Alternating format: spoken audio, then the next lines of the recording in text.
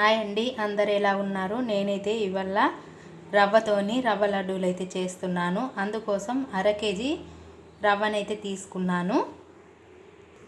ఇప్పుడు స్టవ్ పైన కడాయి పెట్టుకొని ఇప్పుడు చిన్న కప్పుతోనైతే నెయ్యినైతే వేసుకోవాలి. ఇప్పుడు ఇందులో ఈ రవ్వను వేసి వేయించుకోవాలి. ఇలా సన్నని మంట పైనే వేయించుకోవాలి. రవ్వ అన్నది కలర్ అయితే చేంజ్ అయ్యే వరకు వేయించుకోవాలి.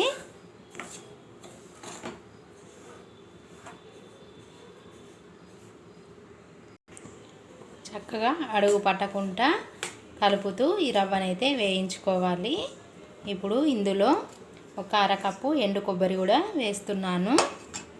ఇప్పుడు దీన్ని కూడా ఇందులో కలిపేసుకొని చక్కగా వేయించుకోవాలి.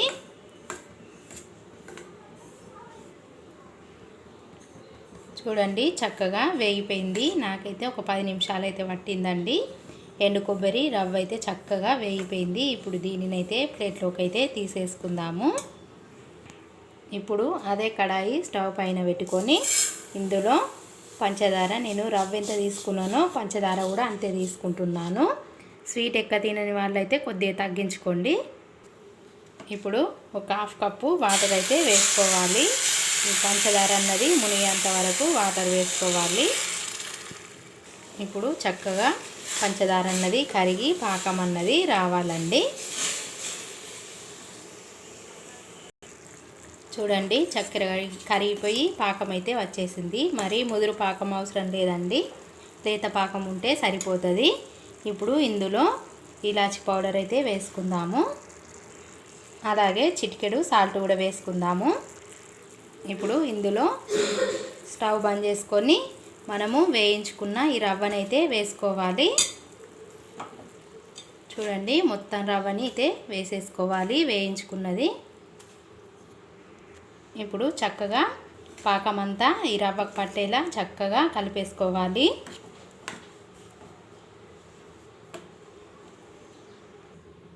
చూడండి, నేను ఎలా చక్కగా కలిపానో పాకం అయితే మొత్తం రవ్వకు పట్టేసింది. ఇప్పుడు ఇందులో మీకు ఇష్టమైన డ్రై ఫ్రూట్స్ అయితే వేసుకోండి. ఇప్పుడైతే కొద్దిగా చల్లారిన తర్వాత లడ్డూలనైతే చుట్టేసుకుందాము. ఇప్పుడైతే చక్కగా చల్లారిద్దండి. ఇప్పుడు వీటిని కొద్దిగా తీసుకుంటూ చక్కగా మీకు ఎంత సైజు కావాలంటే అంత సైజు అయితే లడ్డూల్లా చక్కగా చేసుకోవాలి.